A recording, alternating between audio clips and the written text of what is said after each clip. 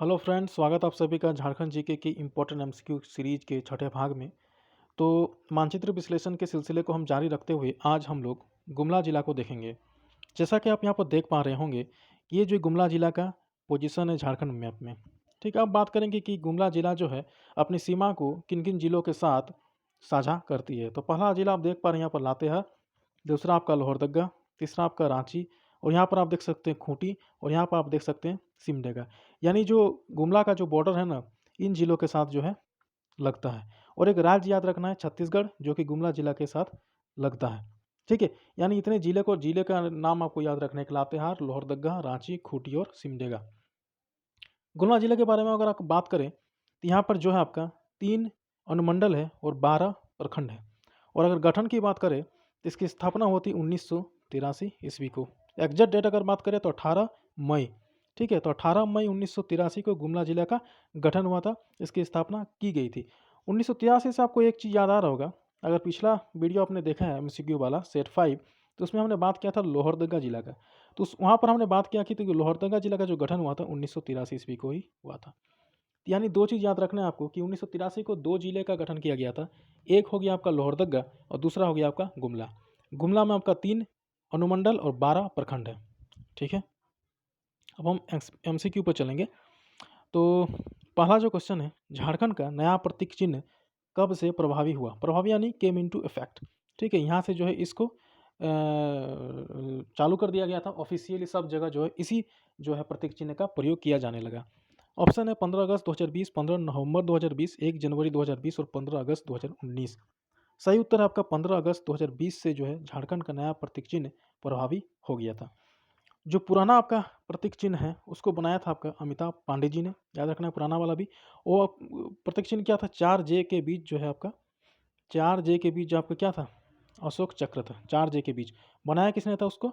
अमिताभ पांडे जी ने। ठीक है, वो जो प्रतीक चिन्ह था आपका उसको खत्म करके नया वाला लाया गया, और ये प्रभावी कब से हुआ? 15 अगस्त 2020 को। अगला प्रश्न है, झारखंड के नए प्रतीक चिन्ह में किस चित्रकारी का अंकन किया गया है? सोहराय, जादूपटिया, सौर या कोहबर? सही उत्तर आपका सौर चित्रकारी का जो है अंकन जो है इस नए प्रतीक चिन्ह में किया गया है। थोड़ा प्रतीक चिन्ह को हम लोग देखते हैं, फिर कुछ हम लोग डिस्कस करेंगे यहाँ पर। तो जैसा कि आप यहाँ पर देख पा रहे हैं प्रतीक चिन्ह को, ठीक है, ये जो आपका प्रतीक चिन्ह है, यहाँ पर आप जैसा कि हम देख पा रहे हैं कि यहाँ पर जो है हरे रंग का प्रयोग किया गया है। इस प्रतीक चिन्ह में किस रंग का प्रयोग किया गया है? हरे रंग का। एक चीज़ आपको यहाँ याद रखना है, ये आप देख पा रहे हैं यहाँ पर हाथी। ठीक है, जो झारखंड का क्या है? राजकीय पशु है। तो यहाँ पर पूछ सकता है कि हाथियों की संख्या यहाँ पर कितनी है? तो 24 हाथी है, जो कि 24 जिलों को दर्शाता है। ठीक है, यहाँ पर आप देख सकते हैं ये जो फूल है आपका, ये आपका पलास का फूल है। ठीक है, ये पलास का फूल है। तो कितने पलास के फूल है? 24 पलास के फूल है। यहाँ पर जो देख पा रहे हैं नर्तक, ये आपके नर्तक है। ठीक है, इनकी संख्या कितनी है? 48 कुल नर्तक है। तो ये भी आप याद रखना है इसको। ठीक है, चलिए अब हम लोग एमसीक्यू पर आते हैं। यहाँ पर जैसा कि हमने बात किया था कि झारखंड के नए प्रतीक चिन्ह में किस चित्रकारी का प्रयोग किया गया है? सौर चित्रकारी का। जो नर्तक आप वहाँ पर देखे थे ना, 48 नर्तक, वो 48 नर्तक ये सौर चित्रकारी को प्रदर्शित करते थे। ठीक है, चलिए अब बात करें सोहराय चित्रकारी। आप जानते हैं सोहराय पर्व से संबंधित है। सोहराय पर्व यानी कि पशुओं का पर्व। ठीक है, एक चित्रकारी यहाँ पर देख सकते हैं कोहबर। कोहबर से याद आया, ये जो कोहबर है ना, ये फारसी भाषा का शब्द है, याद रखिए इसको कि जो कोहबर शब्द है ये आपका फारसी भाषा का शब्द है। और ये जो चित्रकारी है मेनली आपका बिरहोर जनजाति द्वारा किया जाता है। बिरहोर जनजाति द्वारा किया जाता है मेनली ये जो कोहबर चित्रकारी है। और इस चित्रकारी में होता क्या है, ये जो है किनके द्वारा किया जाता है? ये महिलाओं के द्वारा जो है पति के घर में जो है चित्रकारी की जाती है, कोहबर चित्रकारी। ठीक है, चलिए अगला प्रश्न है, in the shadows of the state, ये जो पुस्तक है in the shadows of the state नामक पुस्तक के लेखक कौन है? Jean Dreze, Rose Kerketta, Camille Bulcke, Alpa Shah? सही उत्तर आपका अल्फा शाह। अल्फा शाह जो है इन्होंने लिखा है in the shadows of the state. चलिए अब मैप थोड़ा प्रैक्टिस करते हैं, रफ में आपको कि मैप कितना याद हुआ देखते हैं।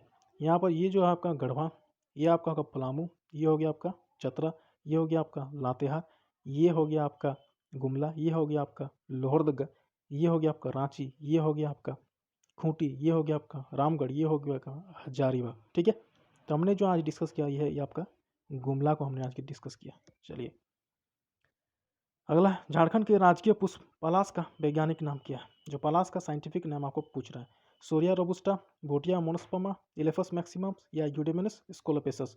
तो इसका जो सही उत्तर है आपका बूटिया मोनोस्पर्मा। जो पलाश जो झारखंड का राजकीय पुष्प है, फूल है, उसका जो साइंटिफिक नेम है वो है बूटिया मोनोस्पर्मा। ये जो सोरिया रोबुस्टा है, ये आपका जो साल वृक्ष झारखंड का राजकीय वृक्ष, इसका साइंटिफिक नेम है। तो साल का अगर साइंटिफिक नेम पूछे तो याद रखना सोरिया रोबुस्टा। हाथी जो झारखंड का आपका राजकीय पशु है, उसका आपका साइंटिफिक नाम है इलेफस मैक्सिमस। और जो यूडेनेमिस स्कोलोपेसस, ये जो देख रहे हैं, ये आपका साइंटिफिक नाम है कोयल का। ठीक है, कोयल का साइंटिफिक नाम है यूडेनेमिस स्कोलोपेसस। चलिए, अगला प्रश्न है, घाघाडी केंद्रीय कारा कहाँ पर स्थित है? घाघाडी केंद्रीय कारा रांची, दुमका, हजारीबाग, जमशेदपुर। सही उत्तर आपका जमशेदपुर। रांची में आपका बिरसा मुंडा केंद्रीय कारा है, दुमका में आपका दुमका केंद्रीय कारा है, हजारीबाग में आपका जयप्रकाश नारायण जो है केंद्रीय कारा स्थित है। तो याद रखना इतना केंद्रीय कारा को। तो घाघाडी केंद्रीय कारा आपका कहाँ है? जमशेदपुर में। हजारीबाग में है आपका जयप्रकाश नारायण केंद्रीय कारा, दुमका रांची में है आपका बिरसा मुंडा केंद्रीय कारा। अगला है, सबसे छोटा संसदीय क्षेत्र कौन सा है? चतरा, रामगढ़, गढ़वा, खूंटी। सही उत्तर आपका चतरा जो है सबसे छोटा संसदीय क्षेत्र है। चतरा के बारे में बता दें तो इसका गठन हुआ था 1991 को। याद रखना, हमने डिस्कस कर लिया था इसको पहले ही। और जो सबसे बड़ा अगर पूछे संसदीय क्षेत्र, तो सबसे बड़ा अगर पूछे तो याद रखना है पश्चिमी सिंहभूम। ठीक है, पश्चिमी सिंहभूम जो है सबसे बड़ा संसदीय क्षेत्र है। सबसे छोटा है आपका चतरा। अगला क्वेश्चन है, झारखंड के सिलवानुस डुंगडुंग का संबंध किस खेल से है? फुटबॉल, हॉकी, क्रिकेट या तीरंदाजी। सही उत्तर आपका हॉकी। सिलवानुस डुंगडुंग का जो संबंध है वो आपका हॉकी खेल से। कुछ और हॉकी खिलाड़ी के नाम आपको याद रखने हैं, जैसे कि अनसुता लकड़ा, समुराई टेटे, ठीक है, मारिता तिर्की, पुष्पा प्रधान हो गया आपका, सुभद्रा प्रधान और निक्की प्रधान। इनका नाम जो है आपको याद रखना है। मेनली आपको याद रखिए, निक्की प्रधान हो गया, पुष्पा प्रधान, सुभद्रा प्रधान, ठीक है, मारिता तिर्की, अनसुता लकड़ा, समुराई टेटे और सिलवानुस डुंगडुंग, ये सारे जो है हॉकी के खिलाड़ी हैं। अगला प्रश्न है, झारखंड के त्रिकुट चोटी कहाँ पर स्थित है? आपको बता दें, जो त्रिकुट चोटी से ना आपका मयूराक्षी नदी का जो है उद्गम स्थल है। मयूराक्षी नदी का जो है उद्गम स्थल है। और ये क्वेश्चन जो है सीजीएल में पूछा था, जो लास्ट टाइम जो एग्जाम हुआ था ना जैसे सीजीएल का, उसमें पूछा था कि जो मयूराक्षी नदी का जो उद्गम स्थल है कहाँ से है? त्रिकुट पहाड़ी से। यहाँ पर पूछ रहा है कि त्रिकुट पहाड़ी आपका है कहाँ पर? दुमका, देवघर, हजारीबाग या रामगढ़। तो इसका सही उत्तर है आपका देवघर में। त्रिकुट पहाड़ी आपका देवघर में। देवघर में आपका क्या है? बैद्यनाथ मंदिर है, युगल मंदिर है, ठीक है, और तपोवन मंदिर है।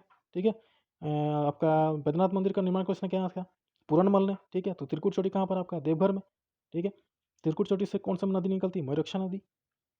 झारखंड का प्रसिद्ध पारसी अग्नि मंदिर कहाँ पर है? जमशेदपुर, धनबाद, देवघर या गिरिडीह। सही उत्तर आपका जमशेदपुर। तो यहीं पर जो है पारसी अग्नि मंदिर स्थित है। देखिएगा, इसको गिरिडीह टिक नहीं कीजिएगा, ठीक ना। पारसी अग्नि मंदिर आपका जमशेदपुर में है। ये आपका सही उत्तर है। मुगल काल के दौरान झारखंड राज्य को क्या कहा जाता था? तो मुगल काल के दौरान झारखंड को क्या कहा जाता था? कुकरा कहा जाता था। ठीक है, कुकरा या खोखरा, मुगल काल के दौरान।